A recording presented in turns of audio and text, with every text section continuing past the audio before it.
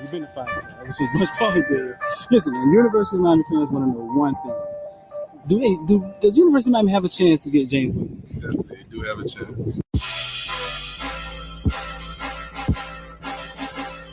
Welcome to South Florida. Yeah. Welcome to South Florida. Welcome to South Florida. Welcome to South Florida. When you on the field, is it pregame? Like, is it ever? Are you ever afraid? Does you ever feel fear, or do you ever feel pressure? Nervous. You ever feel pressure? Not one bit. None of that. Nah. Who's been your tough defender? Like, who's guarded you the tough? Yeah, who's the toughest person you play? I don't see nobody. I knew nobody. Man. He was gonna give it the damn hood.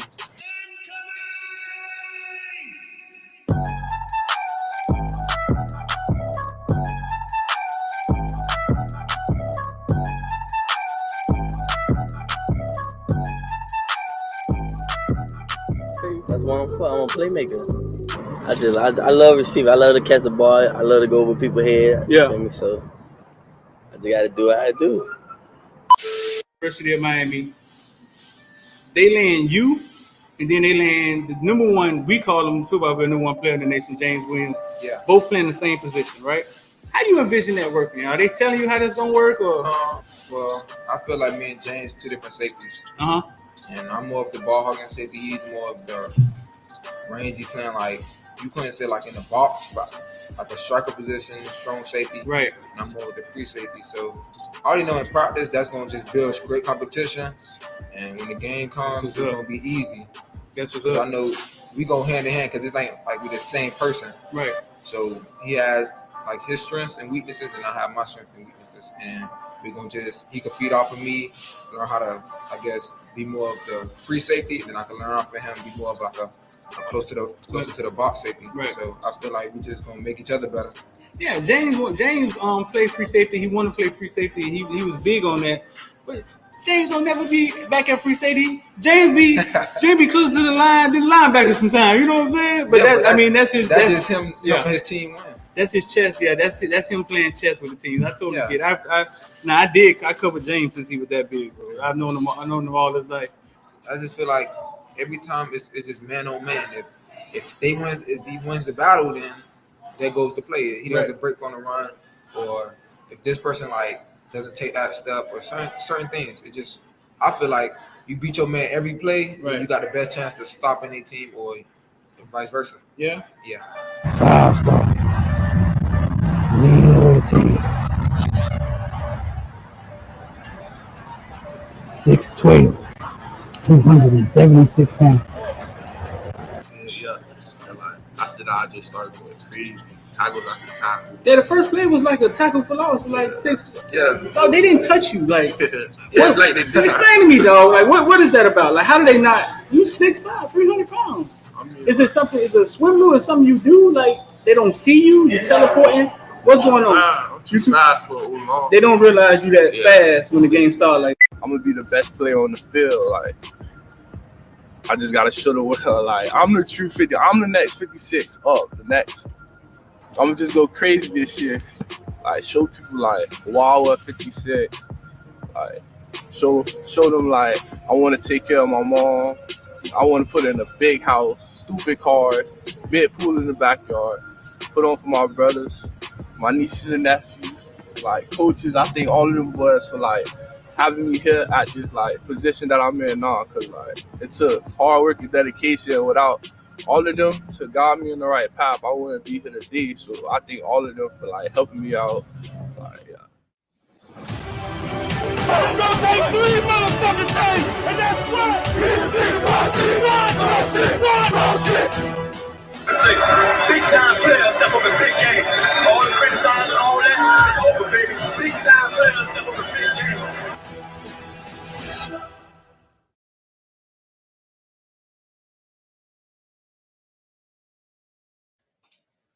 yo, what's good? What's good? Let me know in the comment section where you from. Let me know in the comment section where you from. Drop them cities. Let me know where you from in that comment section.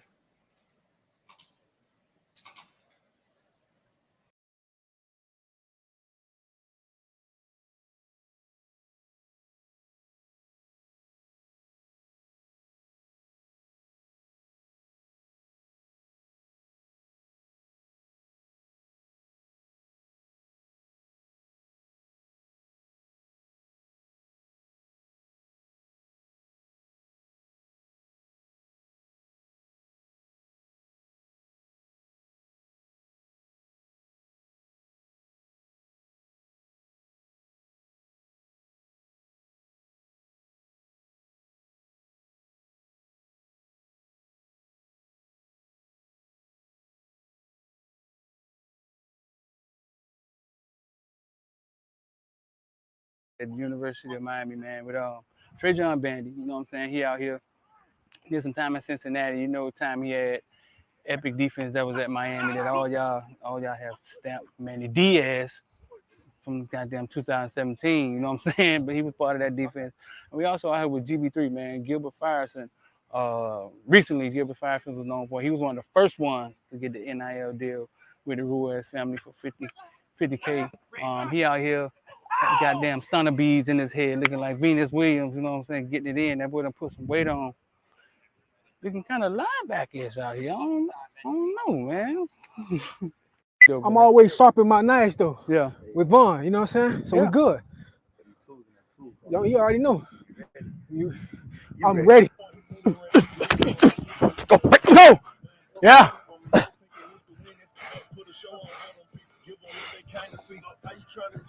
Just swear on that boy.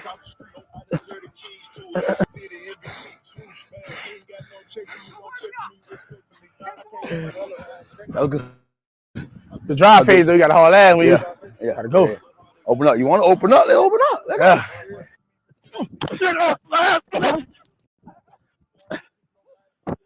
Jog it back.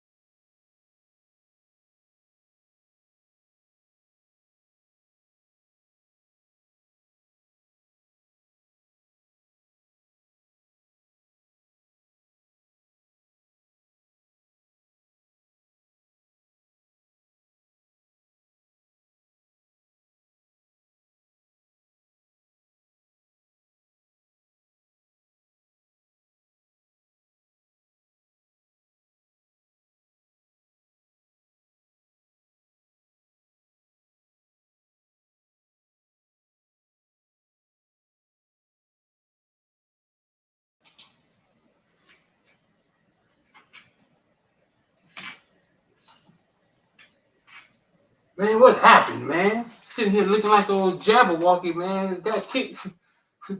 Got kicked out the whole system, man. The system froze up on me, man. Give me thumbs up if y'all can hear me, man. See, man, who's from London, man? Are you really from London, dog? Are you really in here from London, big homie? Give me thumbs up if y'all can hear me, man. My system froze up on me, man. You're looking like old Jabberwocky started getting hot up in here.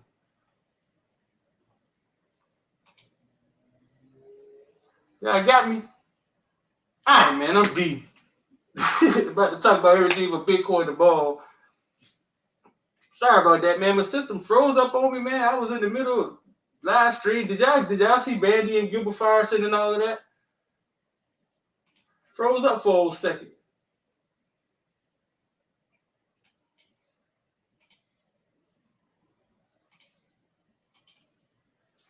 Get this thing popping, man.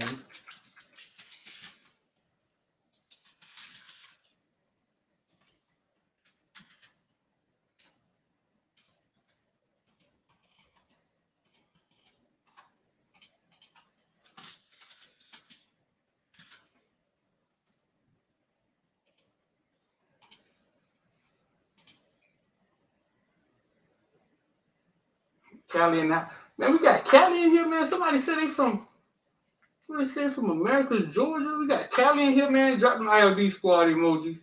You feel me? First thing first, man. Y'all want to get down with IOD squad. We in that thing. Y'all we got down with IOD squad, man. Stocks, NFTs, cryptos. Y'all see, listen, you see the Bitcoin back up to 45,000.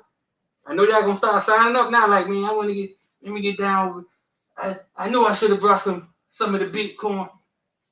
I'm telling y'all, the Bitcoin back up to 44,000. So if you want to get involved, man, 786-459-9499. Let's see, man, we get so y'all can see my eyes, man. Looking crazy like old Jabberwocky, man. 786-459-9499.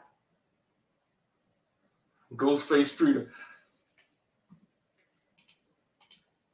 If y'all want to get down with the IOD squad, cryptos, stocks, NFTs, you get a little jab. You'll be the first one to get the NFTs when we cop the NFTs. We drop NFTs on March the 18th. You'll be IOD squad will be first. The members will be second. That started off kind of rough, huh? Let's get in here, man. We about to talk about everything from Bitcoin to ball. Y'all see we got old Ricky Williams up there. First one second. Let me put this link. I'm gonna put this link. Y'all know how this go. Gonna put this link. Got the IOD emojis first. There you go. Got the IOD emojis. Because you can only drop the IOD emojis on Footballville. Because it's special.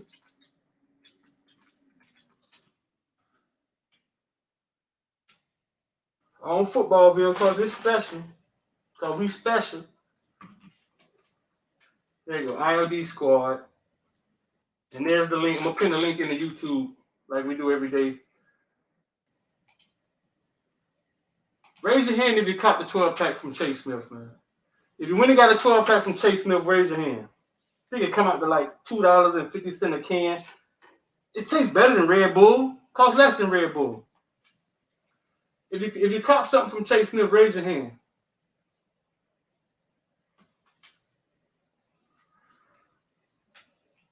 If you caught the 12-pack from Chase Smith, raise your hand. Let me see who jumped out there. The link is in the link. He got his own QR code, and the link is in his bio. On his Instagram. No, we'll watch that. Boy, I get kind of busy, Kyle, but I didn't see it till this morning. You know what I'm saying? Me and Rich had a conversation, and I saw it. I'm gonna check it out. But I heard Arian Foster was putting them boys up on game, huh? Them boys ain't want to receive it. DJ Williams be like, listen, man, we're gonna talk about that for a second. Nah, man, listen, real fast, man. The mask, man, listen, man. The other night, man, I got invited to a masquerade party. You know what I'm saying? With a friend of mine, she's a doctor, cool chick. got invited to a masquerade party. So I went as a goddamn Jabberwocky. I didn't know, you know what I'm saying? I'm like, listen, man, a mask is a mask. I want to go as a goddamn Jabberwocky.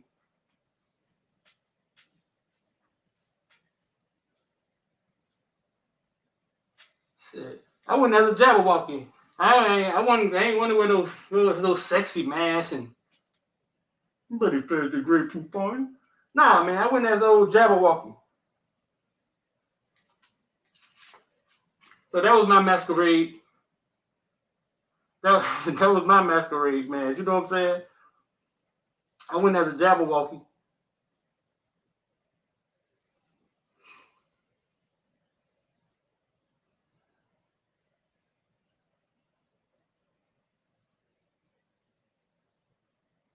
And now my phone trying to do Face ID. So yeah, I went as old Jabberwocky. I thought that was cool.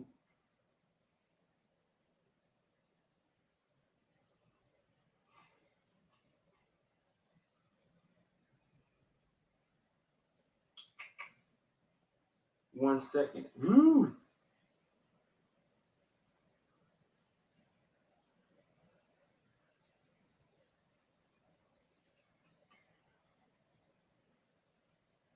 Let me get us out of this. Let's see.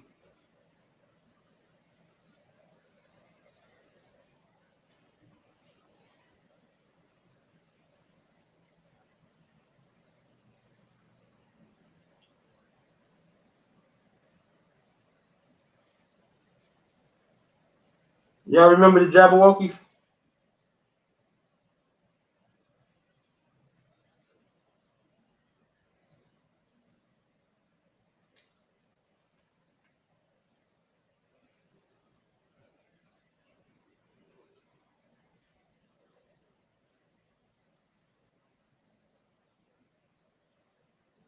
Them jokers didn't even have to win. They didn't even have to win the dance contest, man. They just had the best stick.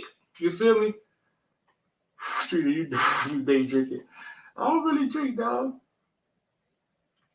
Illuminati Streeter. I don't really drink, dog. But yeah, I went as old Jabberwocky, dog. I got the vintage football real gear on today with the vintage coacher hat. What's goody good, dog? So listen, I caught an interview with Ricky Williams on the show Jumper, and he was talking about. He asked him, "Who's the three of those linebackers you feared? You feared playing football?" And Ricky was like, "Yeah, I didn't really fear anybody. It was one when he was younger. I was kind of afraid. You know what I'm saying? I was kind of happy I didn't play that game because the guy was tough when he was younger. Take a guess. Take a guess who he said the one linebacker when he played that he was like, nah, got a little hammy today. I'm glad I'm sitting this one out today. Take a guess. Who the one linebacker Ricky Williams said he was like, nah, I catch him next year. He said he said he wasn't afraid, but he said the only one he ever really thought about, like, you know what I'm saying, facing was this guy. Big dog, Ray Lewis. Big dog, Ray Lewis. Yeah. The big dog, Ray Lewis. I done knocked my goddamn on. I done knocked my dang on Hawk down. Yeah, so Ricky Williams says one linebacker that he thought about and he didn't have to play that game. And he was like, yeah, man, I'm good with not playing this game. And that one linebacker, he said he not feared, but he really, he thought twice about going against him was big dog Ray Lewis. University of Miami linebacker, Baltimore linebacker. Y'all know Stump. Ray Lewis. You know they got a statue of Ray Lewis outside in front of the Baltimore Ravens stadium. This man is a legend up there, man. Okay.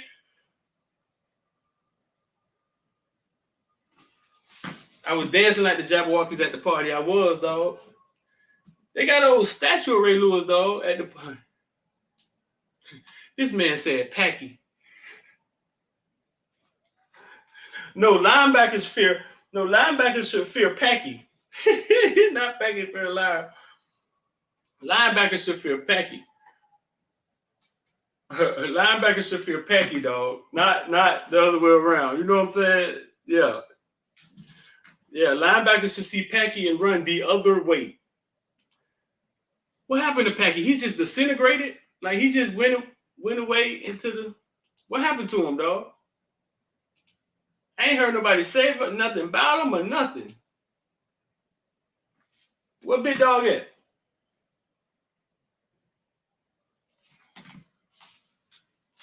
Huh? What big dog at?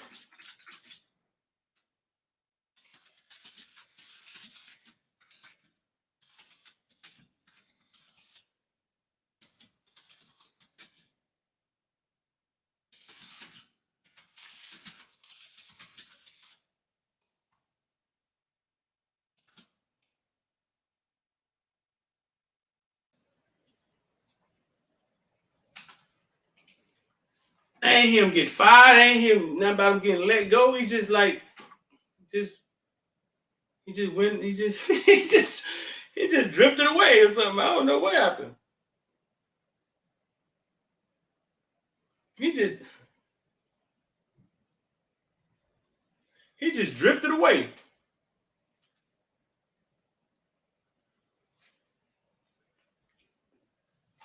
I don't know if he is he check the website. Is he on the website?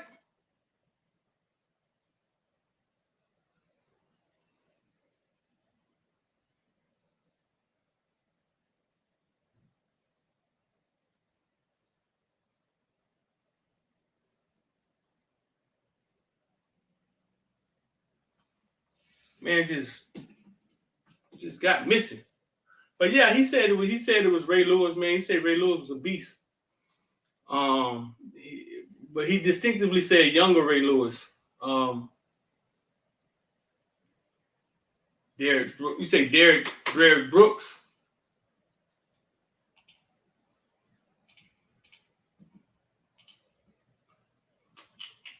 Let's see.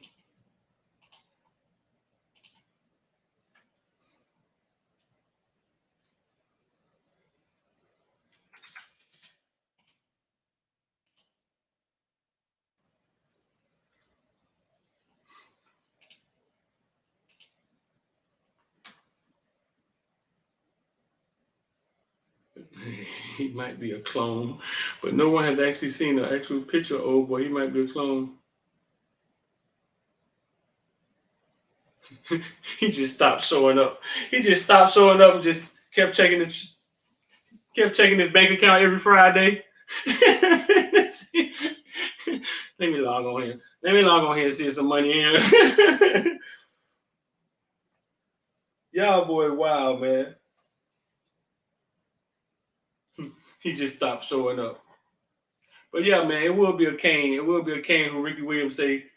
Ricky Williams say he actually was he had some fear of.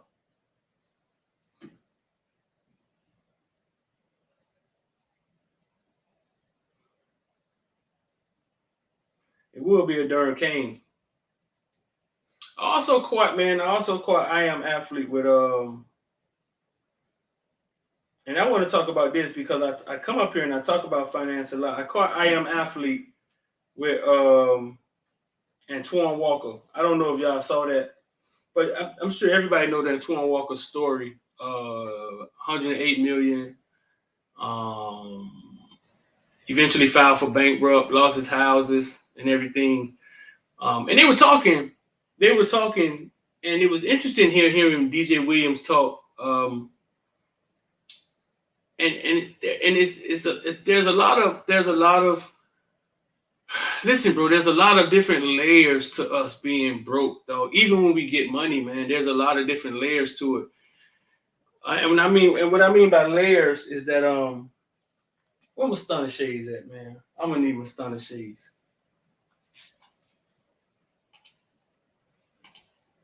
Yeah, I'll take a commercial break. I'm gonna need my stunner shades, dog. Where my stunner shades at?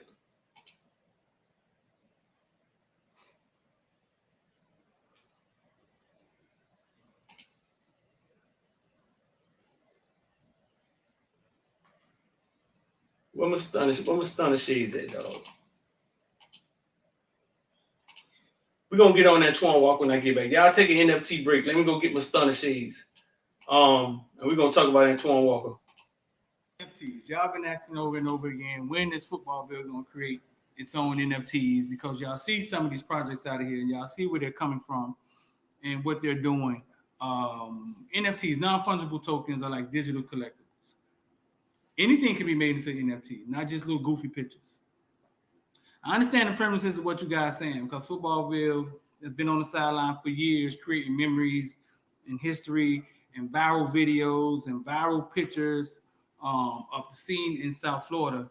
Well, now it's here, but it's gonna take a community. It's gonna take all of us, and I'm explaining to you why. It's gonna take all of us to push it forward, and then maybe all of us can benefit from it immensely. So NFT projects, if you're like me, you're getting spammed with all these NFT projects, goofy ducks, funny apes, and what they're doing is they're creating pictures for the most part, and then they're creating discords and communities on Twitter and trying to create a community and create this whole momentum for when they drop the NFTs, they can sell out. It's a different with Footballville. For the last 10 years, I've been creating a community, 400,000 followers. I don't have to create an artificial Discord, things of that nature. The community has been created through the blood, the sweat, the toils, the work between me, Twan, the staff, people I've had before. The community has been created. You know what I'm saying? It's been created. We're here. I just have to pull you guys together and educate you on what a goddamn NFT is. So this is how it's going to work. We talk about it all the time in IOD Squad, Invest or Die, because NFTs are investments, basically. That's something we talk about all the time. So IOD, then the members.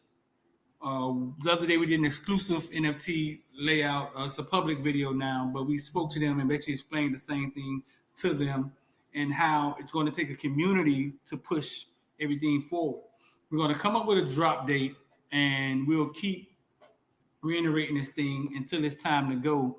But yes, Footballville has now entered the NFT space, and it will be a combination of pictures, viral videos, things we've captured in the past,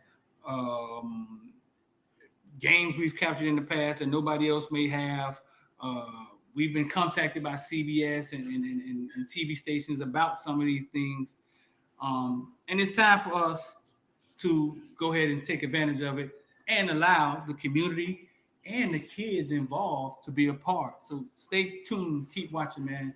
Footballville, NFTs, it's about to happen.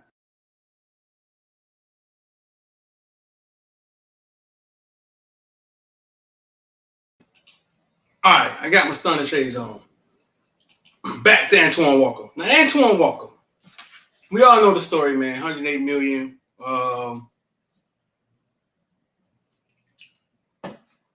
108 million.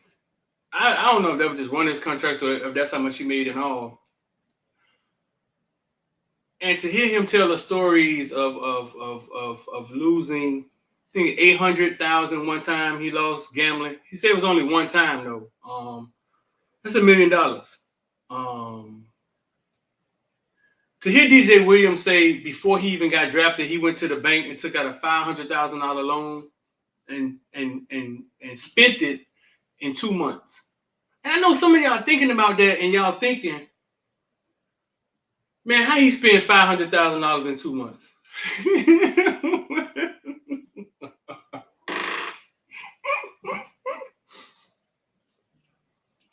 He said he took out a $500,000 loan and spent it in 2 months. It's a few things. There's a lot of different levels to this stuff, bro. Which keep us broke or down. Let's not say broke. Broke, that's a harsh word. Let's say financially, you know what I'm saying, uneducated. And I don't know everything, you know what I'm saying? I just learned a little bit. I learned a lot because I do it all day long, every day. But one of the things is that when we get money, we have no criteria a lot of times, nothing to go off. There's no blueprint. So now I got money. I'm the richest person in my family. And even with me, when I have money to spend and burn, the first thing I want to do is make other people happy. Anybody else agree with that?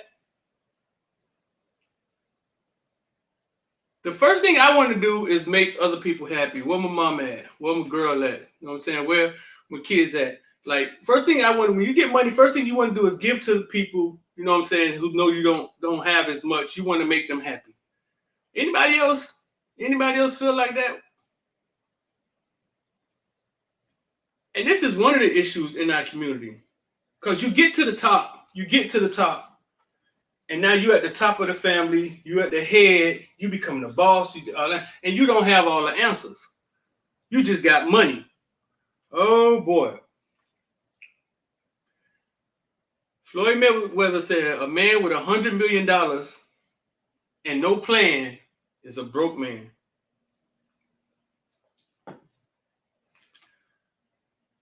So now you just have money, all the temptations, everything, and all of that you got, and now you got money and access to do it. $500,000 in 2 months can be real easy, can go real fast. Especially when you're young and you think that, well, I'm finna sign, bro. I'm gonna get 30 million. Yeah, 30 million, 500,000, right there. But the one thing I've learned about money, it's a tool. This is free game I'm giving. This is game from the course, my course now. This is game from the course. It's a tool. It's not really something to spend. You know what I'm saying? It's not really something to floss, to hold to your ear. It's a tool. It's a tool that can open the door to more money, and eventually you will have enough money to do whatever you want to do comfortably. So when you get money, the first thing, you can't spend it. I think the number one thing you have to figure out is how to grow it. And I think that's where they go wrong so fast. They go wrong because I've seen it happen. They spend the money before the older agent, they got 3 cars, and you're in a hole before you even get any money. A hole before you even get any money.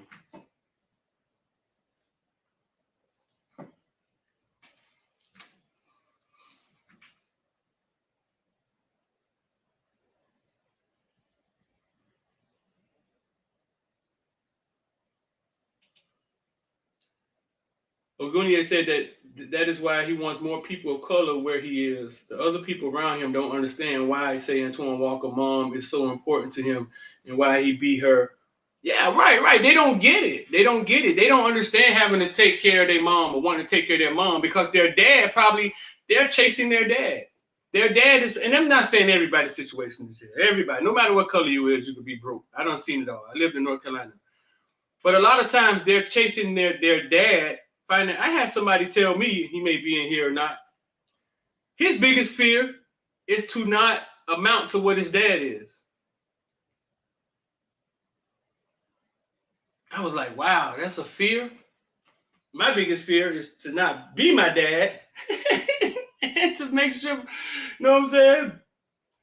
When I was young, make sure my light bill was paid. He was like, I never worried about my bills being paid. I had never worried about that in my life. My biggest fear is me not being as good as my dad. And I don't know what that is. I mean, I don't know what that is, but I appreciate it because it opens my mind and make me understand that other people are different, and I would love to understand what that is. You know what I'm saying? But there are some people whose life is like that.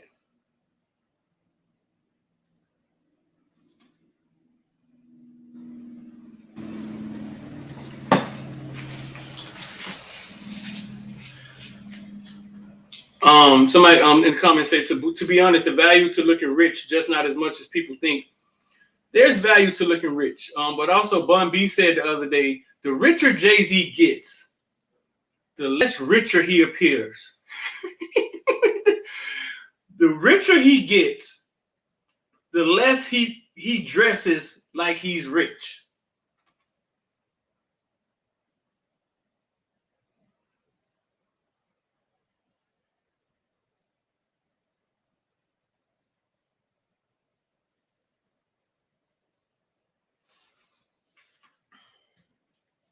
I got time today, man. Somebody want to call in. Text 786-405-9499. I'll send you a link. I got a little time today. But yeah, he said Jay-Z, the more and more he sees Jay-Z, the less and less Jay-Z dresses as if he's rich. I'm gonna tell y'all a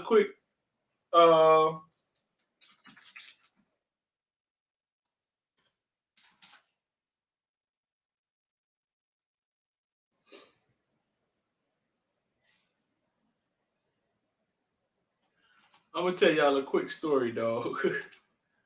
When I was younger, and maybe I've told this story already. You know what I'm saying? If you heard it already, give me a thumbs up. When I was younger, my best friend, mom, house was the house where the boosters brought everything. And they were in the other stuff. I know what I'm saying? They was in other stuff, getting money. But all the boosters, that you don't know what boosters are, if you're from Canada somewhere. People who steal clothes. The people who steal clothes brought all the clothes to my homeboy house. My homeboy house had more shit than a Bird Irons. If you don't believe me, get on the phone. I call him right now. There was more stuff in his house than that Bird Irons. Tommy Hilfiger, Polo, whatever you wanted, it was at his house, right? It's the house we grew up in, the same house we hit all the chicks in.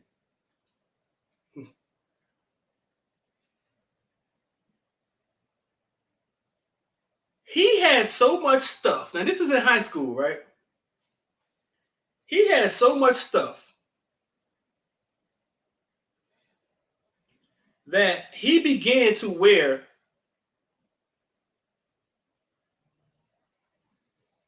Okay, y'all follow me on this one. He had so much stuff that he began to wear shirts that didn't have logos on them. I was always attentive, man. I always paid attention to things. You know what I'm saying? He used to say, man, I don't want people to know what I have on. Yeah, I don't even, and me, I was trying to get the biggest Tommy Hilfiger sign out the house. Like, he had a shirt with a Tommy Hilfiger sign on. I swear to God, the shirt was khaki shirt, a long sleeve shirt. The shirt had a Tommy Hilfiger sign on it this big. That's the one I wanted. But he had so much stuff in his house, right, that he no longer wanted people to know that he had on Polo, that he had on Ralph Lauren, that he had on this, that he had on that. Anybody know why? Anybody know why? He had the leather jacket with all the NFL patches on it. This is in 93. This was in 93.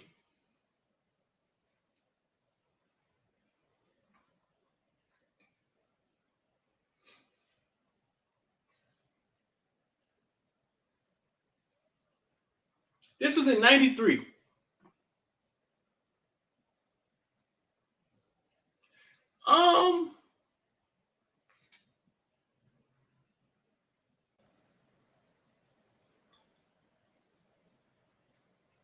It wasn't that. Well, he been dressing fresh his whole life. It wasn't that the fact of getting robbed. No, that wasn't really it. I see you in the back, KB. That wasn't really it. It wasn't really the fact. It wasn't really the fact of him getting robbed. Just when you're not talking, just mute your background. If you're coming on here to talk, if you're not talking, mute your background. It was the fact that he had so much stuff, and this is the lesson I got from it. He had so much stuff that it no longer meant anything to him. And the lesson I got from that was, dog, so even if you become rich and you start buying things, they're just things. Even that gets old. The only reason I wanted the Hummy Field figure with the big thing is because I didn't have it. I was still chasing it. You know what I'm saying? So I didn't have it, but he had so much stuff that it didn't matter to him. It didn't matter what people saw him in because he knew he had it.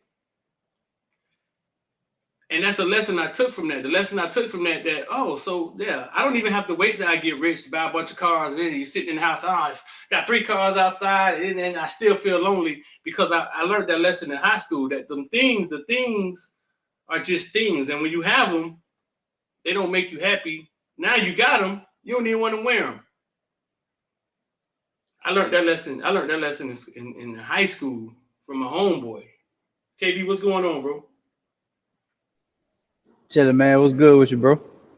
Chilling. You wanted me to watch the show, Aaron Foster. What he was talking about? He was trying to tell him what?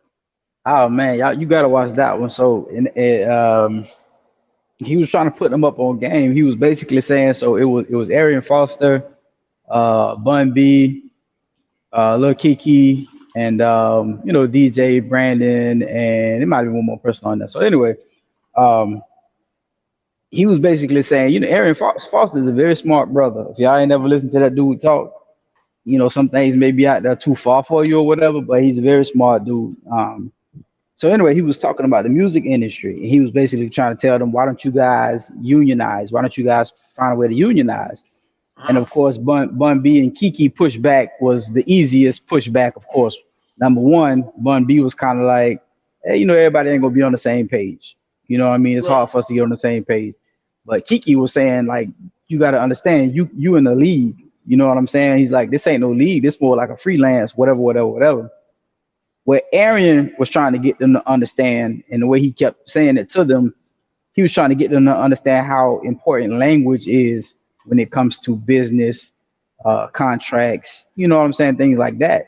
He was like, at the end of the day, you guys are still facing corporations. Forget the fact that it's not a league or it's not a structure to where you are an employee. It's still going against a league. So he was just trying to go by like definition of how you could unionize or what you could unionize against. And it kept going like back and forth, and he kept kind of saying the same thing, but in different ways. They wasn't getting it. They wasn't hearing it because to them, it was just like, it's not possible. But he was trying to use the language to show you that it's the same way they do us in court. They use language to fight their battles. He was trying to show them like, dude, this is still corporations that are taking you guys money. You guys can unionize, you guys, whatever. So anyway, towards the end of that, DJ Williams jumped in and said, hey, you guys, because the thing with the music, everybody knows is they try to say you don't control your stuff. You may not control your masters or your IP, whatever. So DJ said, you have NFTs now.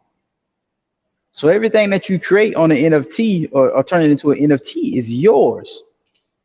He said, so they can still battle over your stuff or whatever, but if you don't put my royalties of 5% on this track, it don't really matter what they're battling over. You still gonna get what you wanted to get out of it. Right. And they kind of didn't want to hear that either. You know what I'm saying? And it was just like, I wasn't disappointed in them or nothing like that, because I know it's just some things that they don't understand yet. You know what I mean? But it was just to me, it was so informational. You know what I mean? And he was trying to put them up. Can't nothing happen until you try to do it. You know what I mean? I would have thought Bun B would have understood. Bun B seems kind of. Bun B, very smart dude, very smart. But you gotta again, this is a new realm. B, Bun B is at a point where he's kind of like in that retirement mode. So it ain't like he out there hungry and trying to get it. It's just something that I guess feel that he may feel that's not a battle for him. You know what I'm saying? But he just felt like, we ain't gonna all be on the same page, and you can't really do that in music. Whoop, whoop. But Aaron Foster was trying to tell him, like, yeah, you can. Forget your arena. Forget how music works. The fact that this is still a corporation, versus people. And he was trying to get them to understand that. And they didn't really. I don't think it's not that they didn't want to hear it, but they was just kind of like in that mode where it's just not possible. And then with DJ, they kind of shut him out, and I didn't like that part. I'm like, bro, y'all ain't even gonna really try to jump into what he's saying. In a sense, they kind of just like bypassed that. They were just like, he was telling them about turning the stuff into NFTs, and DJ Williams was telling them about like, bro, you can turn this into NFTs, and they was like, so what? He was like, what you mean? So what? You can, do this and you can set it up. Da, da, da, da, da, whoop, whoop. That part kind of went like in 5 minutes. They weren't really 2 minutes, I'm gonna say. They weren't really trying to hear what he was trying to say on that NFT part. Kiki was like, I'm getting in on NFTs. He said, I don't quite understand it yet. You know what I'm saying? He said, but I am, into NFTs or what have you, whatever. But they didn't really they didn't really go into depth with it because nobody understood it. Nobody knew. I heard my homeboy. I had the same conversation with my homeboy, Lamb Track. He was on the space one night. I had the same sort of conversation. Me and him had those conversations. You know what I'm saying? And he's done very well for himself in the music business. Done a lot of Missy stuff. Done a lot of people's stuff. Beyonce. And I think this conversation I had with him 2 years ago. Hey man, you don't think you could break a record on the internet? And he was open to it, not open to it. He was like, I don't know, man. He said, I don't know if you could. Yeah, if it'll work that way, you'll get an influencer. Then the influencer become famous for dancing over your song, and nobody know. He just said a lot of stuff like that. So I came back to him like last week. It's 2 years later, right? I said, Lamb, do you think you can break a record over the internet? And guess what he said? Nice, and hell yeah. He said he think it's possible now. But he couldn't see it then, and I get it. He's been in rooms with Puff Daddy. He's been very successful with the system that he's doing, right? So I think sometimes people aren't open to things, especially when they've been beat down. When they've been beat down in one industry. But Kyle, this is what, okay, y'all follow me. We ain't even got on no football talk yet. Us not understanding, right?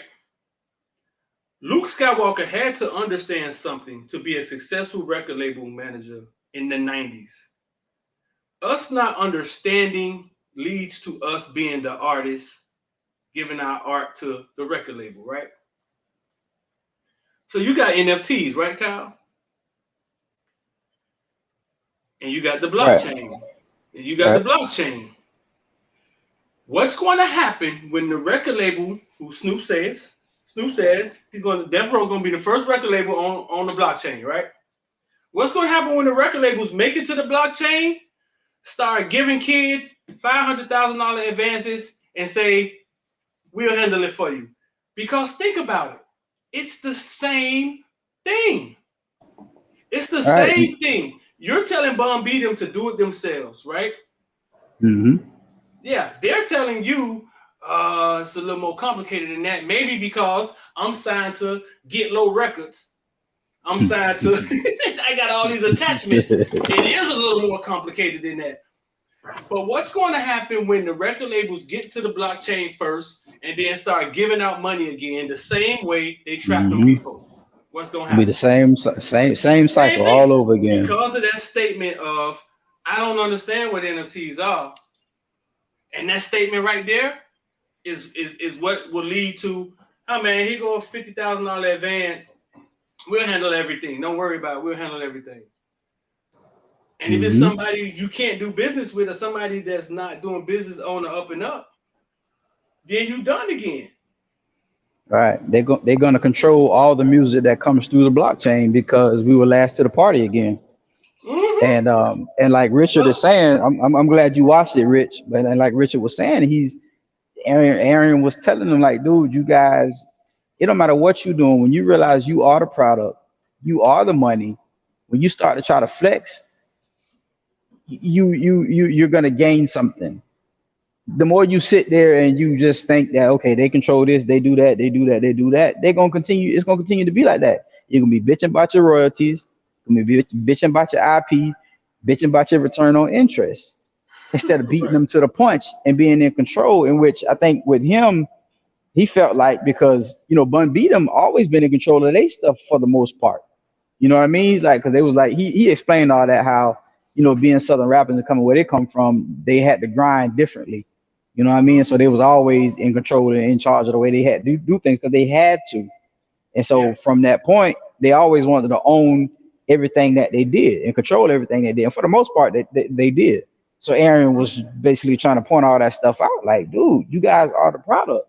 You guys can do whatever you want. Don't sit there and be like, no, it can't be like this. It can't be like that. Y'all can do whatever y'all want to do and make them start to come to you, especially in the age where so many guys are getting off and making money. Kiki said it himself. He said, man, I can show you some millionaires that you ain't never heard of that got music that you ain't never heard of because you can sell all your music by yourself now.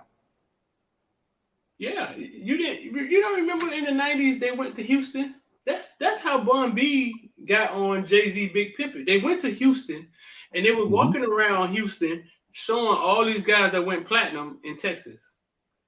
Slim Thug. And nobody knew who they were, but they had their own little circuit, they had their own little music, and it was so big that they were just. And right after that, Jay-Z, the mastermind, put Bun B them on Big Pimpin' the song. Right after that, because what Jay-Z realized was if we open up to the Houston market, if we let them in, we open up to the Houston market. Yeah. God damn it, we didn't even know it was a market down here. We didn't even know. You know what I'm saying? But Jay-Z realized that. But and even in that, because they were in control, Pimp C didn't want to do the record. A couple of times he was like, man, I ain't doing that shit. Because they didn't need Jay-Z. You know what I'm saying? Right. Anybody else probably would have jumped at it, but Pimp C was like, man, no, I ain't doing that shit. But they didn't need Jay-Z. You know what I'm saying? Of course, it helped them. You know what I mean? In the end, but they didn't need him. And he said the same thing. He was like, he said they didn't understand where their reach was. He said at that time, of course, because there's no internet, he said the only way they knew that they was bumping in, say, New Orleans or anywhere else, they had to actually travel to these places and say, oh, shit, they playing our music. That's crazy. But they was fine. They was just like Trick Daddy. They was fine right where they was at. Yep. Trick Daddy always felt he was fine right where he was at. I ain't trying to go nowhere. I gotta watch it, man. I gotta pull it up. It's real good. And like I say, man, I mean the whole thing is good, but it's like it's mostly about sports on that one. They talking about Tom Brady and all that kind of stuff. But just that if you watch anything, you can just watch the last 10 to 15 minutes of the show, and that's when they started talking about it. But that point, it got real good, and just watching him, you know what I'm saying, try to put them on game and them not really being receptive. Somebody just died over there, boy?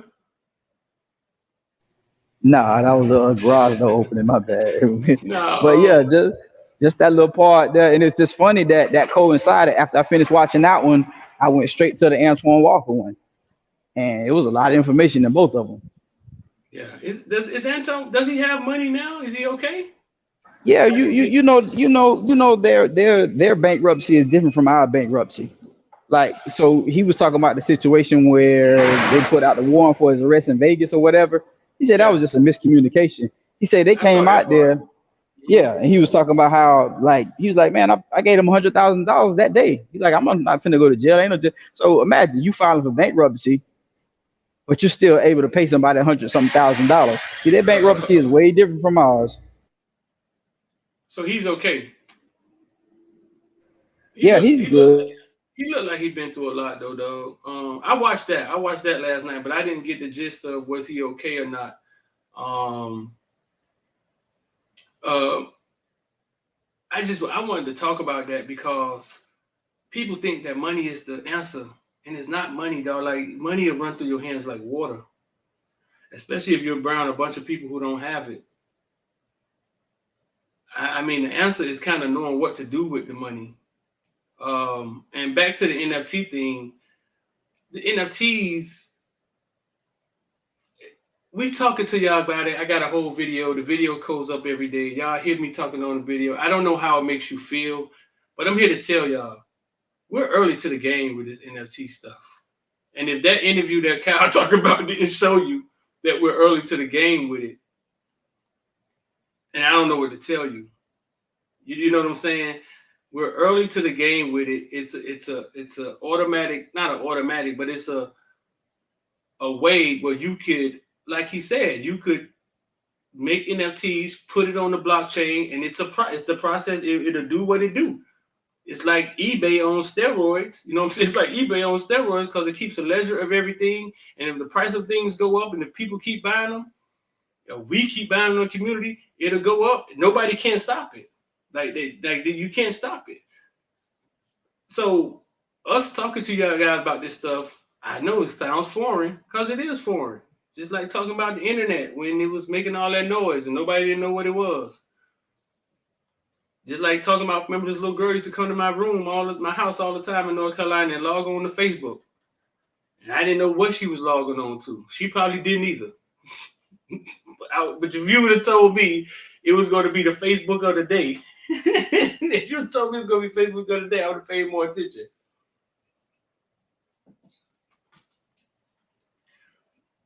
So we are early to it, dog. We are early to it, early to a party that if it's sustainability can be worth a lot of money. Can do things can go up in value and be worth a lot of money if it has a backing or a real either utility or a real purpose behind it. If it makes sense and not just like DJ say a JPEG a JPEG out here.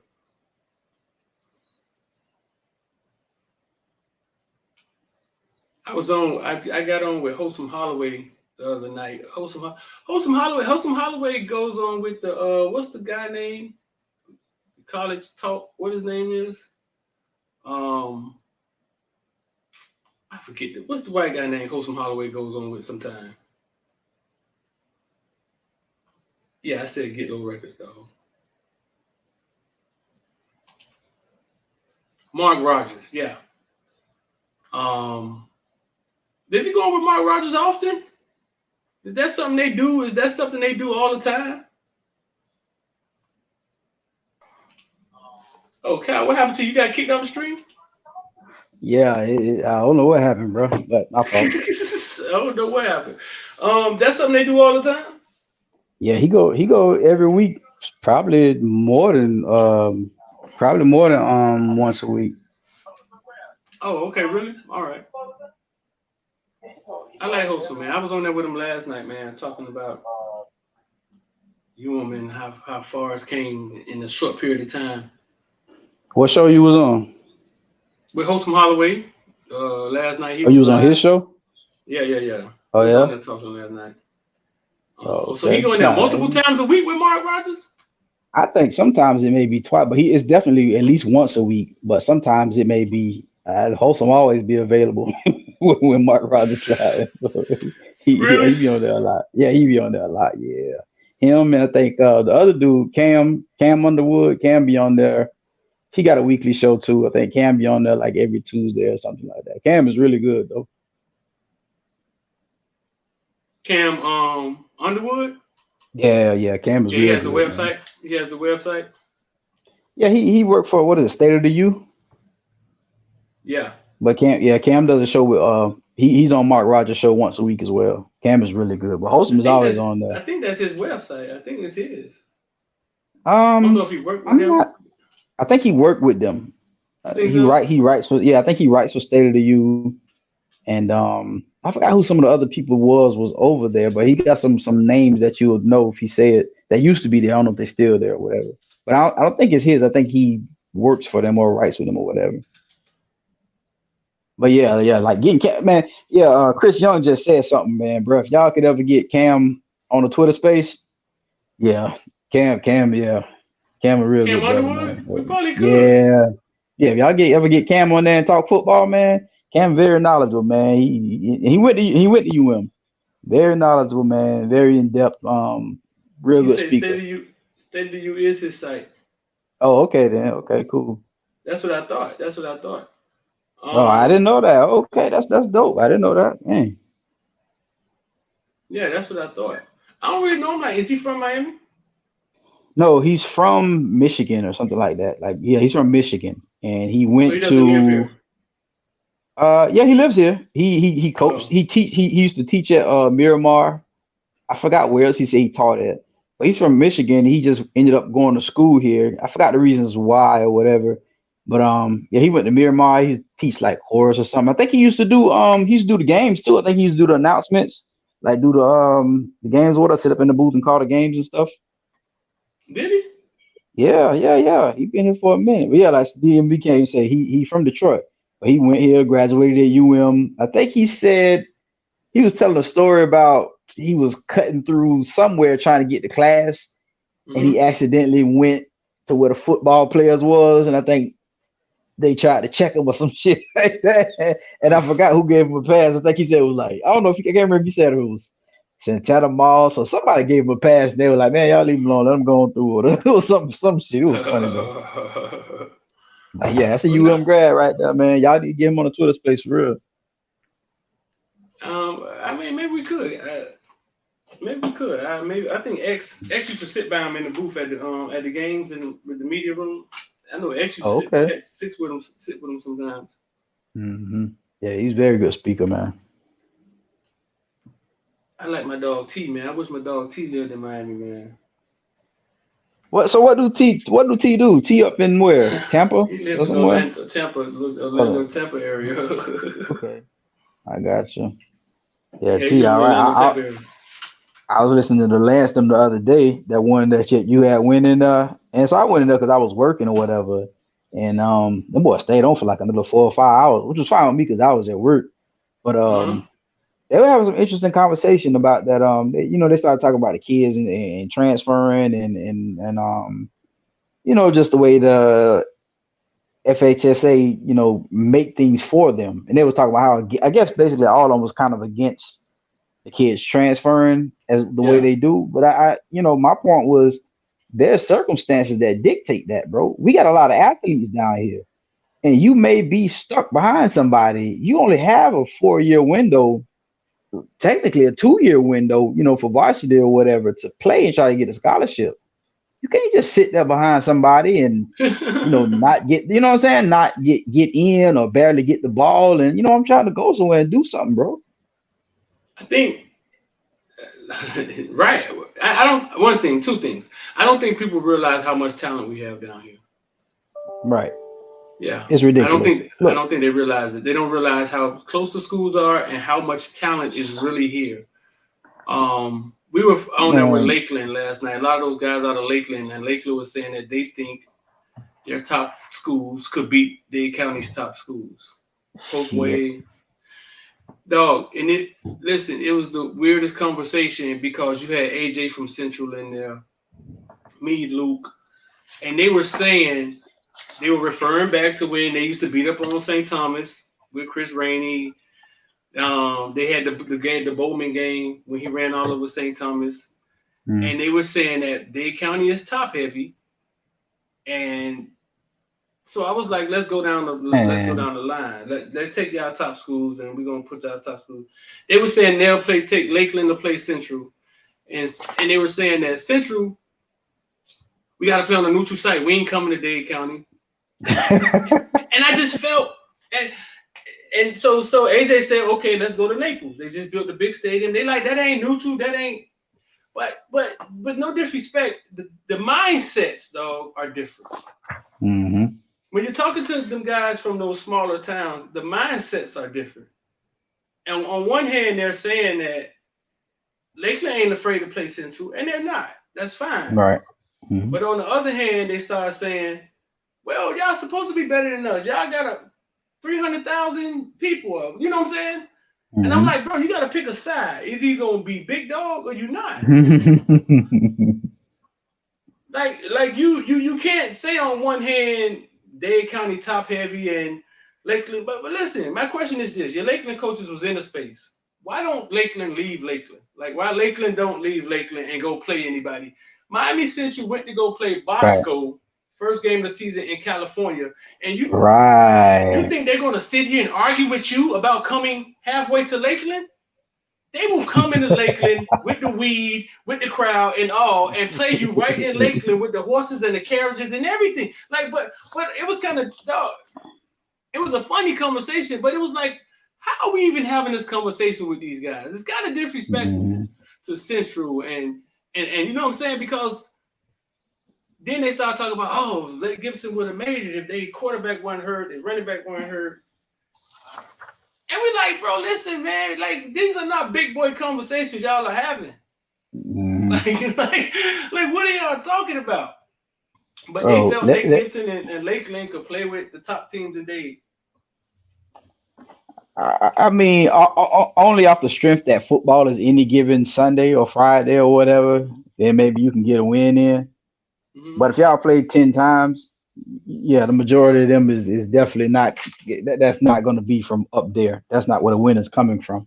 For them to say, you know, and Lance said this too, and this was what I thought of. He said something about, man, y'all get rid of all them schools or whatever. I guess he's saying we got too many schools. So we got way more schools than they do, right? I'm assuming, right? Yeah. Okay, so they got to understand the fact that we have way more schools.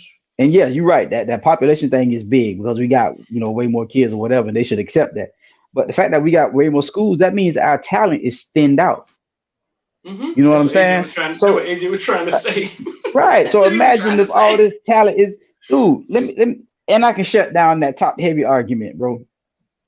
When I was in school, and I kind of brought this up the other day on their space.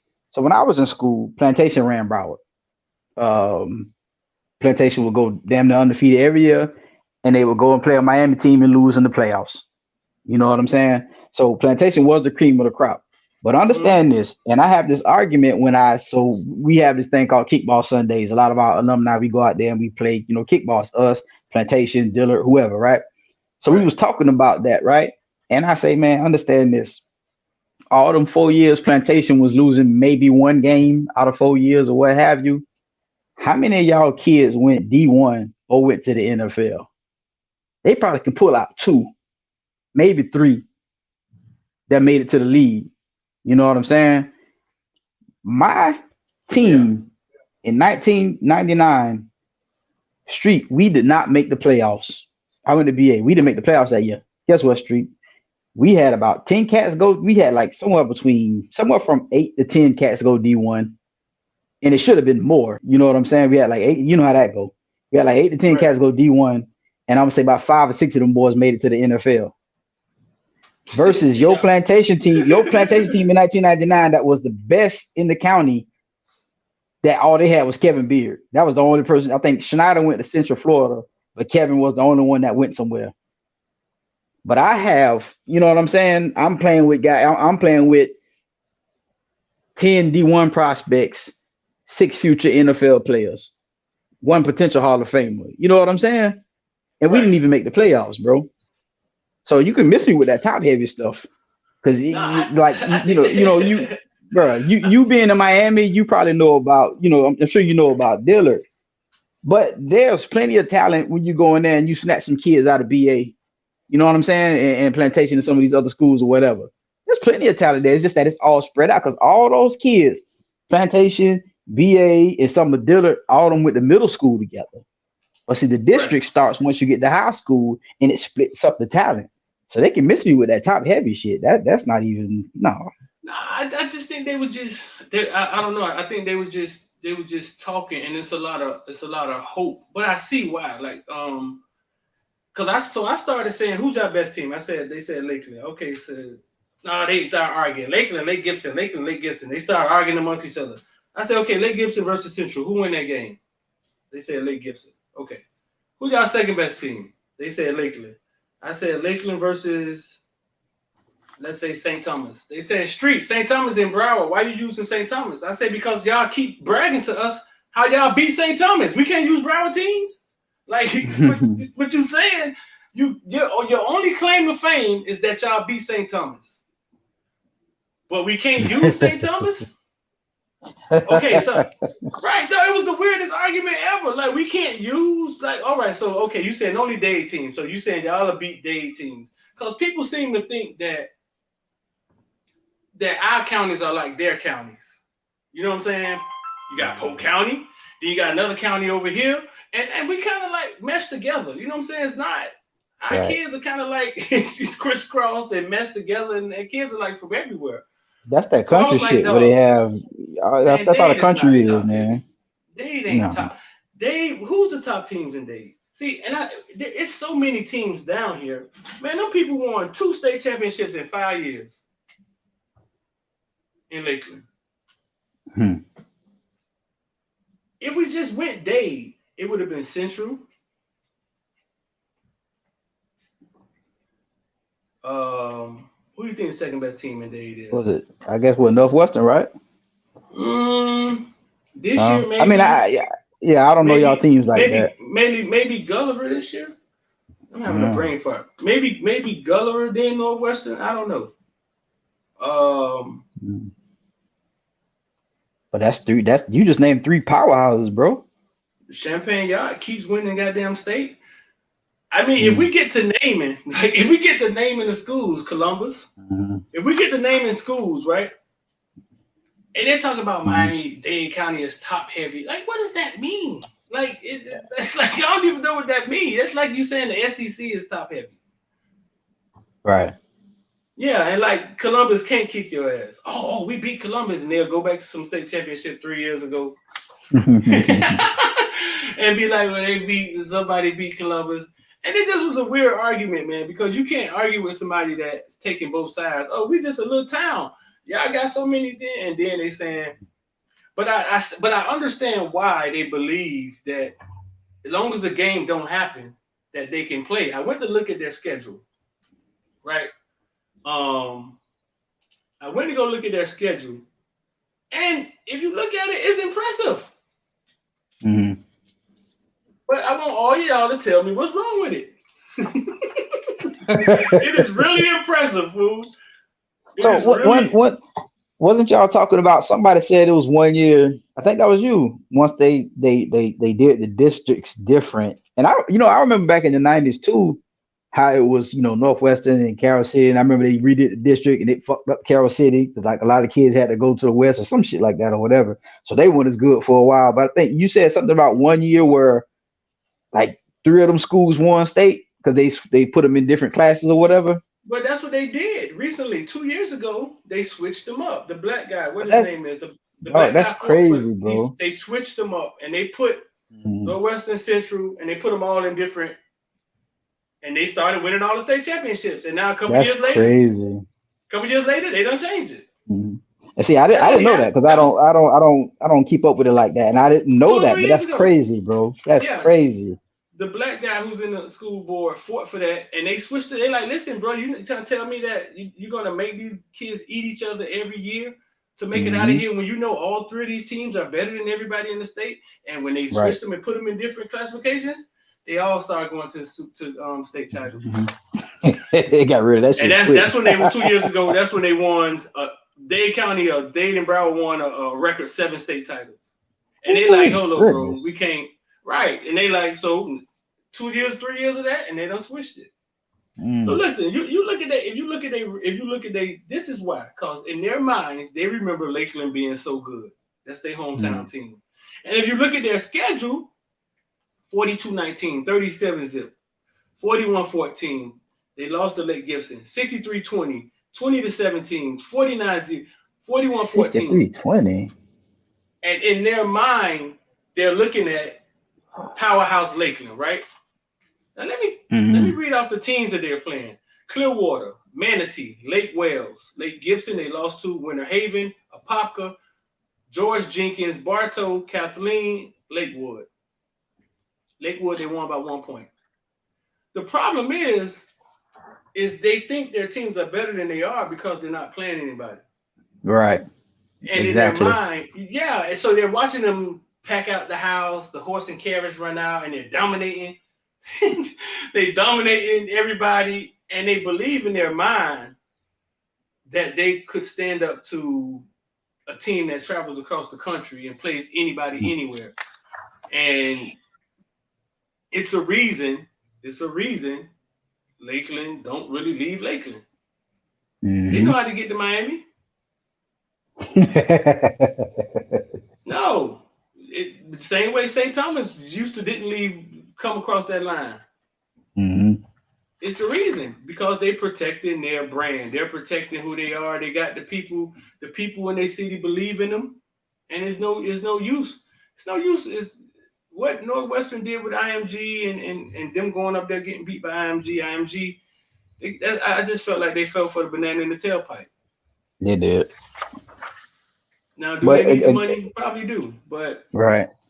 But that's another thing, though. We could. I wouldn't even sweat IMG if our areas and our cities weren't so splintered. You know what I'm saying? All these kids can stay in the same.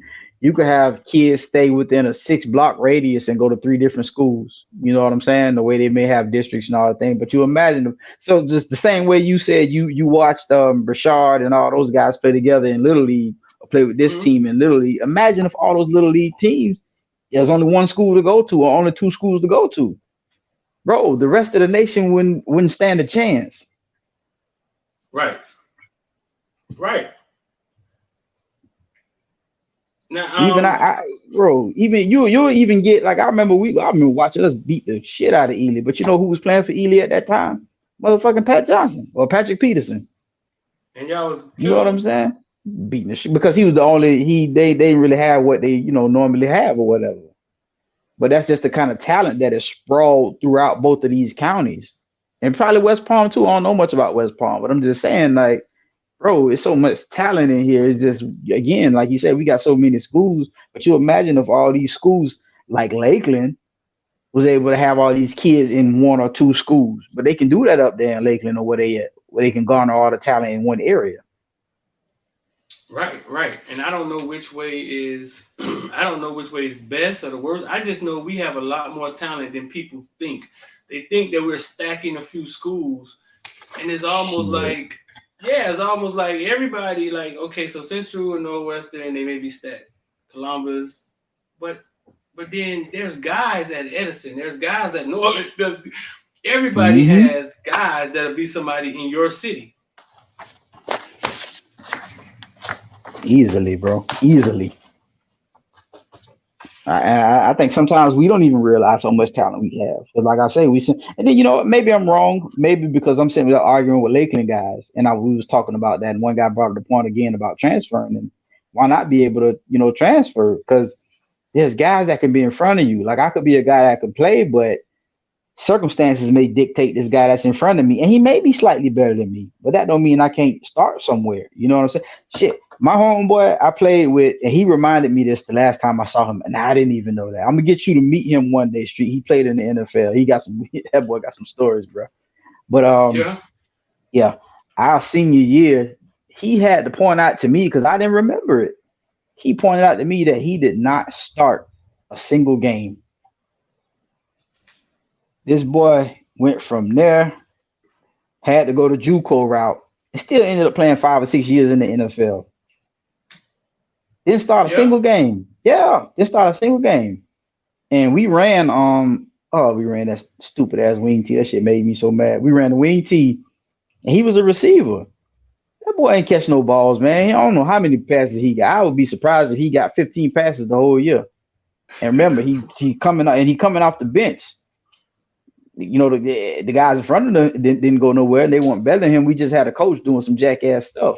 So that was my point to them. Like, you have kids that get caught in these type of situations. Why shouldn't they be able to transfer? Right. He would have been better off going to Plantation and playing opposite side of Kevin Beard, where they was just throwing the ball left and right. But he didn't. He stayed where we were. Boy, still made it to the NFL. Didn't even start a single game. That's how much depth and talent it is in these areas, man. It's crazy. Yeah. You imagine just like who is it? Was it EJ that played quarterback? Just like EJ. So you imagine, look how good EJ talks about how good he was. I'm not saying whether he was or what, and I believe him. You know what I'm saying? But that's just a guy, and that's just a guy you never heard of. You know what I'm saying? Right. But went on the JUCO set records. Right. Ended up going to Kentucky. He just right. Didn't even get recruited like he's supposed to. It's crazy. I think we underestimate how much talent is down here, man. We really do. Because you can't. We're so used to it, man. Yeah, we're used to it. We're infested with talent, though. We kind of take it Nah, we take it for granted. I mean, we do. Mm-hmm. Yeah, we take it for granted.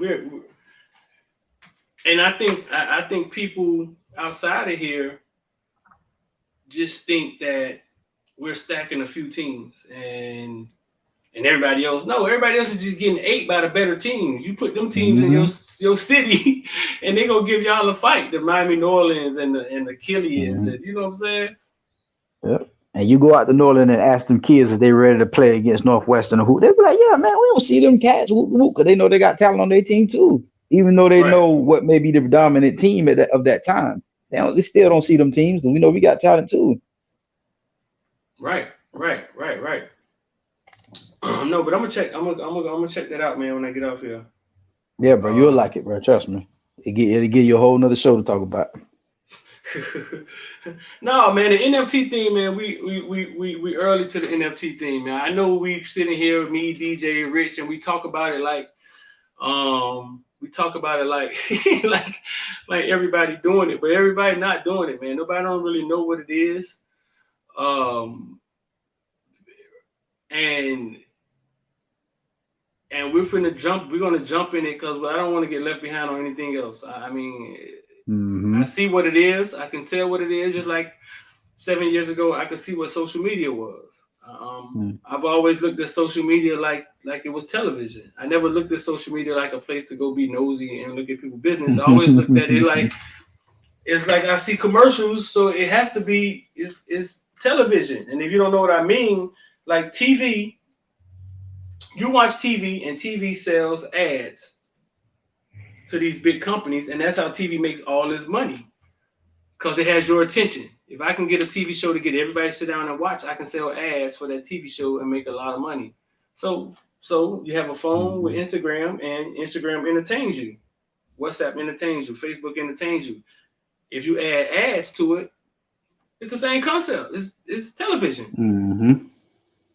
It's the same. So Fox is Facebook, ABC is Instagram, and so if it's television, that means you kind of got a TV show. And that's how I always looked. That's how I always saw it. But I know I explained that 100 times, and people still don't get it. They So just wait, want I got a question to. about your product. I got a question about your product though.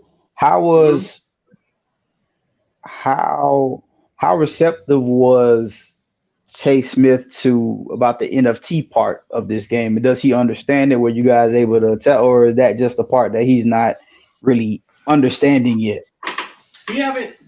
We haven't talked to Chase. We haven't. Did we talk to Chase about NFTs? We haven't talked to Chase about NFTs. Mm-hmm. The kids have a clue of what they are, but also they're kids, dog. Right. And they don't think about it when you was 21, 20 years old. You didn't know your Mm-hmm. potential. You didn't know your power. You didn't know you trying to figure out, man, what coach gonna have us to do in the morning, man, and workouts. Mm-hmm. Yeah. And I'm gonna miss spring. I hope I don't get left behind. And you worried about all this stuff that doesn't, I ain't gonna say it don't matter, but you know as an adult that, you know what I'm saying? Yeah, man, Mm-hmm. problems come and they go. Mm-hmm. But I don't know. I don't think we talked to Chase about it yet. But that's definitely a conversation we're going to have. Right. Because I feel you guys should be. I feel you guys like you saw that Antoine Walker one. How at Wale and DJ and they were talking about putting these financial courses, inside these schools. DJ said each school that he did, he got the idea from Roy Williams that he gonna try to institute some kind of, financial, some kind Right. of fiduciary learning for the kid. So I was saying Footballville because you can explain things to them in a way that they can understand. That correlates with probably what they're doing and what they want to do. I think you guys should be the first to get on it and be in there making sure you can get these guys to flock to Footballville to understand NFTs, the branding, some kind of, you may not be able to, because you're not a financial advisor, you may not be able to go totally in depth of how they should be Mm-hmm. able to spend their money or whatever. You Right. could, teach them about a lane of spending their money or using their money or using their brand. Right. No, definitely. I mean, especially the ones we touch. It's just the question is, do they want to know? Do they want to Right. learn? Yeah, But I you were think 20. I think you have a way of getting people interested in what you're talking about. I believe so too. I believe so too. That's the only thing, man. Do you want to learn? Do your temptation Mhm. to go buy some clothes or shoes? Can you fight that? Just want to learn. And when I was 21, it was tough for me. Somebody sat me down. My coach sat me down, gave me a whole dissertation on the stock market. I remember it. He brought us to his house and fed us and all, and Hmm. tried to explain it to us. And I got it. I understood it, but I couldn't fight my emotions and wanting to emotionally spend Right. money. So I kind of wasn't ready for it. You know what I'm saying? I got you. I got you. Yeah. So with them, I mean, you see them. You see them. They out there. They looking better. They getting double the money in the stipend. They getting other Hmm. NIL money. And there's no blueprint. There's no blueprint. Hmm. And then you have, I mean, you got the agents and the guys, man. That system is crazy. Yeah. How they Yeah. That sweeping shit the gonna be guy, grabbing them. Yeah. how they sweeping them up. Well, listen, that thing is a machine, bro. That thing is a Hmm. machine. We released the Chase Smith. We released the Chase Smith Edge thing on Saturday night, man. And Saturday night, the Rosenhaus people contacted Edge and was like, basically, listen, man, we got people too. That fast, dog. Oh Lord, That Jesus. fast, dog. It's a system, fool. They have mastered it, and we're gonna have to wake up in order to be able to navigate through it. And I don't know. I don't know how it's gonna. That's what's gonna happen. Mhm. It's like a blanket being casted. You know what I'm Mhm. saying? And they I, shake I it. think I think there's a way to get to them because you already are at them in high school, and I think it's something that and I'm gonna try to help you out on that too. I think there's things that can be put together to where we can do let's just say luncheons for the parents, things like that, things that we can try to get them on a good path to going. Not necessarily that everybody in there is going to be a millionaire, but you can still come out of that school understanding money, whatever money that you're going to make when you come out of that school. Right. And right now, like you always say, this is going to be the best time in their life when it comes to money because you have so much value right now. You know what I mean? Because you don't belong to anybody when you get in high school, when you finna come out of high school. So you got these coaches singing "We Are the World" and sending you the video on your birthday. Coaches knocking at you. Right. Have this value, you got to learn how to maximize it. And I think there's a way to Right. teach them how to maximize it. I'm gonna listen, bro. I mean, I'm definitely, especially the ones we touch, the ones that get in our fold. We definitely gonna talk to them, and try to show them these things. But I think Chase didn't grow up in the hood. Chase come from a good family. We didn't Yeah. get too deep into, you know what I'm saying, mom and dad, but I think he was raised by his mom and his dad. Mhm. Um, Yeah, I think it's 3 college grads, right? Mom, dad, and a brother, right? yeah, he said he all went to Miami and said, Yeah. you finna go Yeah. somewhere else. Like, bro, you finna go somewhere else? He I'm said, trying to yeah, be like man, I H, wanted huh? trying to be like HB Blades. He said he wanted to do something. He wanted to do something different. Mhm. But no, definitely, man. I don't. But man, I don't know. It's a scary thought, bro. Like Mhm.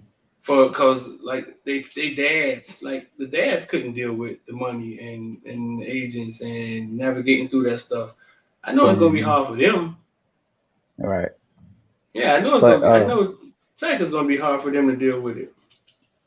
that's why I like what Agunlier was saying. Agunlier was like, bro, you know what? At some point in time, we just got to stop it. You know what I'm saying? We got to figure out a way. We figure out a way to do everything else. But at some point in time, you know what I'm saying? Like this shit got to be corrected. And he was talking about it. He was like, all the the OGs and the coaches and all that stuff. Man, he said we ain't done the job properly.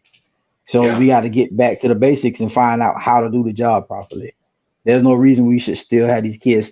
Don't get me wrong, like you say, it's hard. It's hard to pull them away from a system that's already implanted and it's been going on for so long. But we got to find a way to pull them out of that shit, man.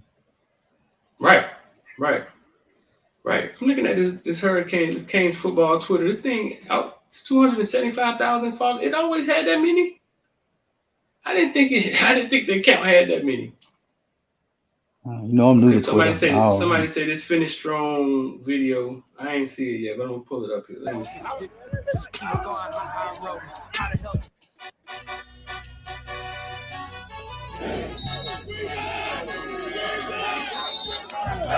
Eyes open, heart clean, my mind focused. Just keep it going, I wrote it. How the hell did you doubt us? I mean, back then it made sense, but it's like, now what? Now they down to come around just to be around us. Tears is over my book bag, over my chain, hitting like. The camera make it look like they're working real hard, don't it? Yeah.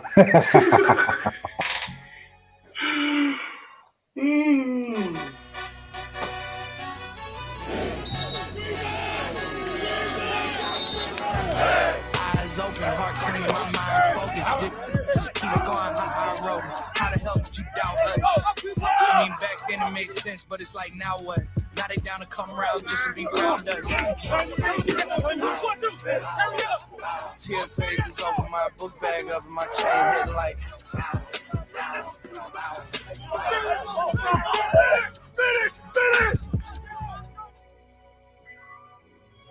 Spring about to start soon, huh? Was another week, right? Yeah. It seems like that happened fast. Yeah, and time moving, boy. Yeah, it seems like that happened fast. Yeah, that camera make it look like they moving real fast. Did y'all figure out something to do for the spring? No, of course we were looking at the spring game. They don't let you. They don't open up as early. We're trying to do something maybe the night before. Not yet, but it's coming. It's coming real fast. They used to make spring like an event. Remember when they first started going out to Lockhart? They would always take the spring game out to Lockhart, and it was kind of like an event. You know what I'm saying? They had so much stuff going on out there. That's when Rick was here. Before Rick, I forgot who started. I forgot who started the spring game at the Lockhart, but it was before. It was when I remember because the first time I went, whoever was when Brown was here, Arthur Brown and Bryce Brown, when they was coming. Randy won. That was Randy. Mm-hmm. Okay, so yeah, they was doing a spring game at Lockhart then because I remember seeing him. I never forget. Bryce came. He had like a shirt. He had a shirt that was like a suit shirt, like a bow tie, some crazy shit or whatever. I was like, damn, Jit Big, who was that? They were like, oh, that's Bryce Brown. So yeah, that was there since then. I don't know why they had stopped it for a little while, but yeah, they felt that it was a way to reach to extend their reach because you could have West Palm come down. Everybody could meet in the middle in Broward. Right. So. One spring game I don't remember Twan was showing me was the spring game where the fans were on the field. I don't know where I was at for that one, but I wasn't there. The fans were on the field and they unveiled the uniforms. You remember that? I know somebody in the comment section remember. I think it was Mark Reed. Where was they having the spring game at? That looked like I think that was at the stadium. I think that was at the Hard Rock. I know. Okay. We were watching it the other day. I know somebody in the comment section remember that. He was saying how that was it was a better experience. Who was there? The fans were like on the field, huh? Yeah, no, I don't remember that one because I know the one at Lockhart was pretty like personable. You got to meet a lot of the players and see a lot of the people, but not on the field. The fans were like on the field, bro, like on the side, like in the end zones, and they were actually scrimmaging, doing one-on-ones. Oh, that's dope. I don't remember that one. I don't know where I was. Maybe I was probably out of town, 707 or something. Hey man, y'all make sure y'all hit the like button for me, man. Can I get anything else you want to say, bro? Nah, I'm good, man. I appreciate everything, bro. Okay. All right, man. Peace. I'm gonna holler at you about to get up out of here. Y'all make sure y'all hit the like button for me, man. And hit subscribe and make sure you hit the alert bell so you get an alert. How many likes we got in here, man? Let's see. I don't know why this thing was buffering at 70 today. That was kind of odd. But yeah, spring coming really, really fast. And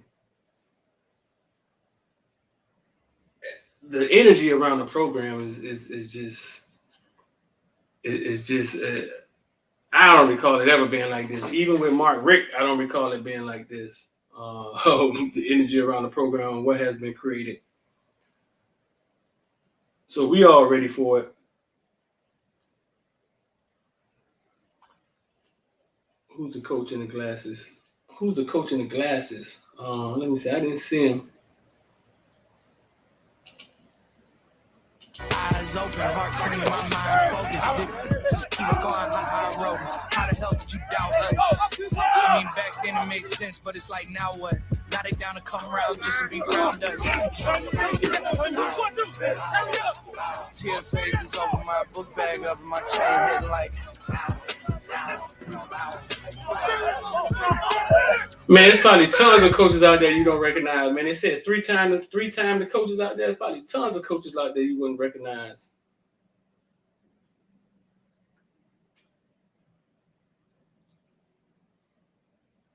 Three times the coaches.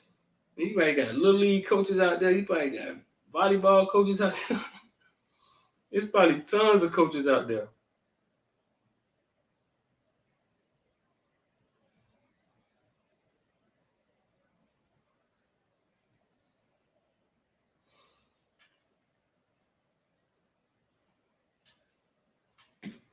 So yeah, man, today we talked about Ricky Williams and Antoine Walker, 108 million. You know what I'm saying? Got missing. 108 million got missing. John say he's straight. He good now. Talk about the market, NFTs, that NFT drop coming. We just need y'all to support. Get on with us. See if we can push this thing to the front. And like I said, we are early on it. Any other questions y'all got, man? Y'all got any questions about anything? You want to get involved with the stock market and NFTs and get on Discord with us, man. 786-405-9499. 786-405-9499 if you want to get involved. You can either send me a text. Some of y'all just be texting just to talk. You're like, hey, Streeter, what's up? This at 768-945. Yeah, y'all ain't trying to sign up for nothing. Y'all just texting just to talk, man. Y'all know who y'all is.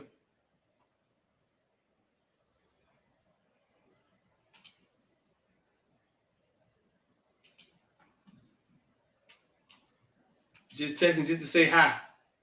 What's going on with you, man? You all right?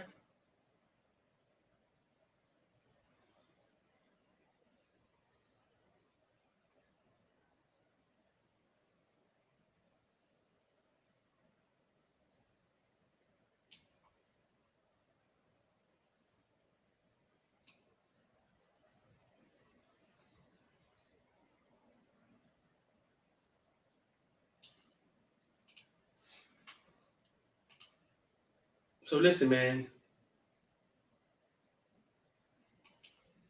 I'm gonna do this. Studio media allowed to practice last. I think practice gonna be closed to the media, man. They say it's gonna be closed, man. They probably finna kill them boys. So I don't think they're gonna allow media this year. Not at the spring practice, maybe at the game, but we'll let y'all know. We're not quite sure.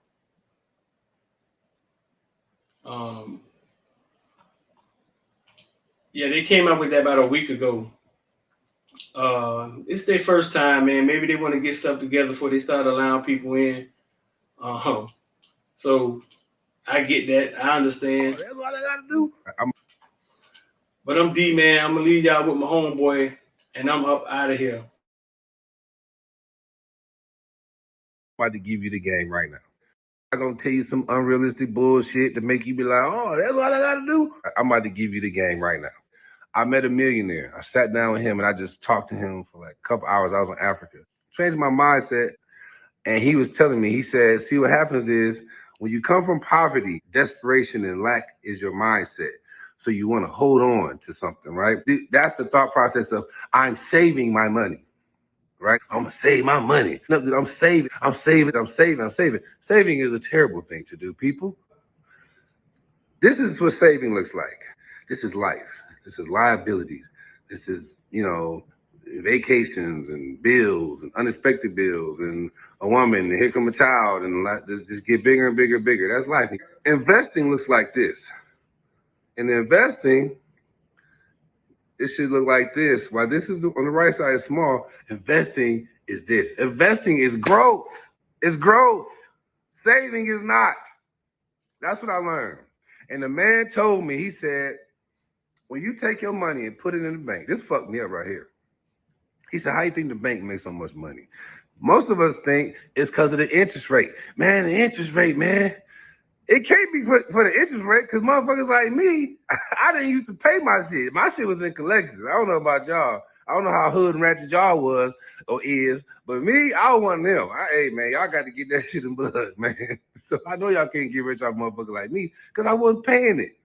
So how the bank so rich? When you take your money and you set the money in the bank account, as soon as you set that money in the bank account and sign that paper, deposit slip, and it goes to the thing, guess what? The bank started trading on your money instantly.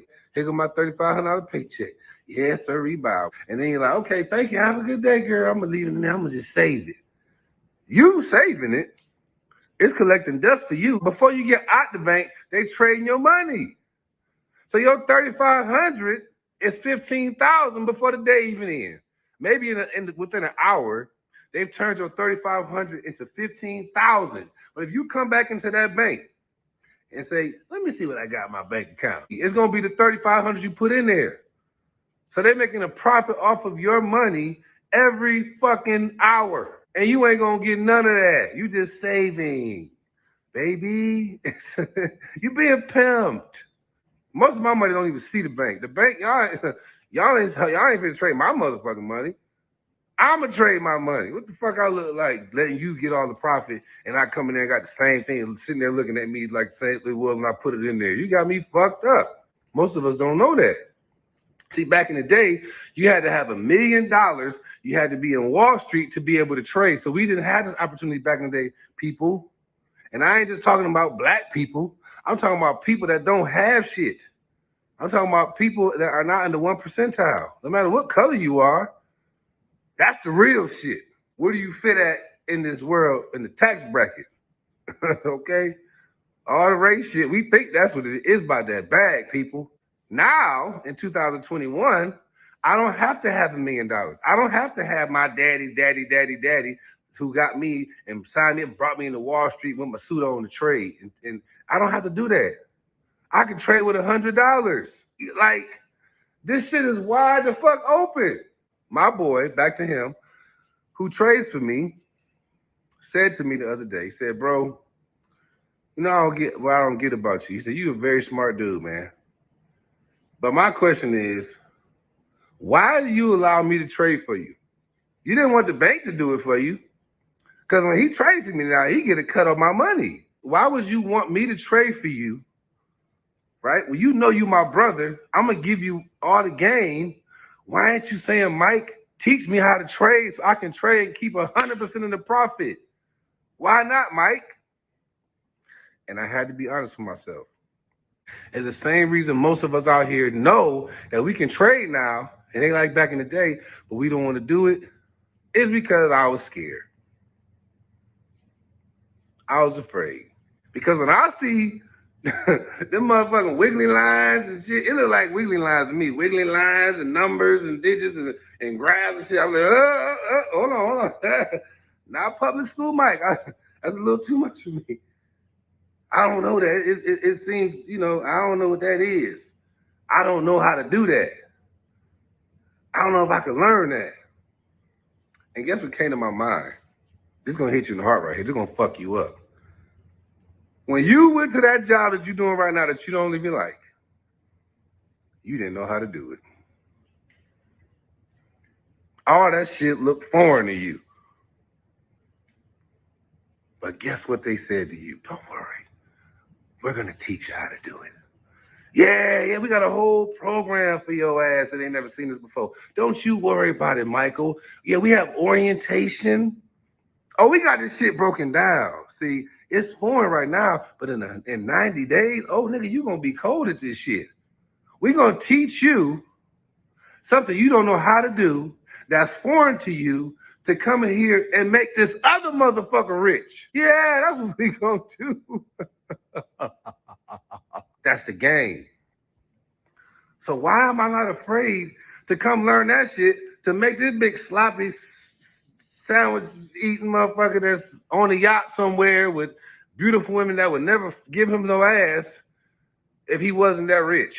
Because of me and because of your ass. So we in here making his dreams come true. I'm gonna tell you some unrealistic bullshit to make you be like, oh, that's what I gotta do. I'm about to give you the game right now. I met a millionaire. I sat down with him and I just talked to him. How D squad, man, investor die, man. This man ain't talking for nothing. And he was telling me, he said, see, what happens is when you come from poverty, desperation and lack is your mindset. So you want to hold on to something, right? That's the thought process of I'm saving my money, right? I'm gonna save my money. I'm saving. Saving is a terrible thing to do, people. This is what saving looks like. This is life. This is liabilities. This is, vacations and bills and unexpected bills and a woman and here come a child and this just get bigger and bigger and bigger. That's life. Investing looks like this. And investing, it should look like this. While this is on the right side is small, investing is this. Investing is growth. It's growth. Saving is not. That's what I learned. And the man told me, he said, when you take your money and put it in the bank, this fucked me up right here. He said, how you think the bank makes so much money? Most of us think it's because of the interest rate. Man, the interest rate, man. It can't be for the interest rate because motherfuckers like me, I didn't used to pay my shit. My shit was in collections. I don't know about y'all. I don't know how hood and ratchet y'all was or is, but me, I was one of them. Hey, man, y'all got to get that shit in blood, man. So I know y'all can't get rich off motherfuckers like me because I wasn't paying it.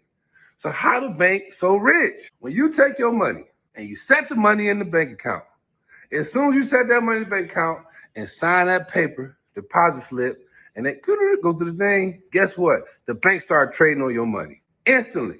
Here goes my $3,500 paycheck. Yes, sir, rebound. And then you're like, okay, thank you. Have a good day, girl. I'm going to leave it in there. I'm going to just save it. You saving it, it's collecting dust for you. Before you get out the bank, they trading your money. So your $3,500 is $15,000 before the day even ends. Maybe within an hour, they've turned your $3,500 into $15,000. But if you come back into that bank and say, let me see what I got in my bank account, it's going to be the $3,500 you put in there.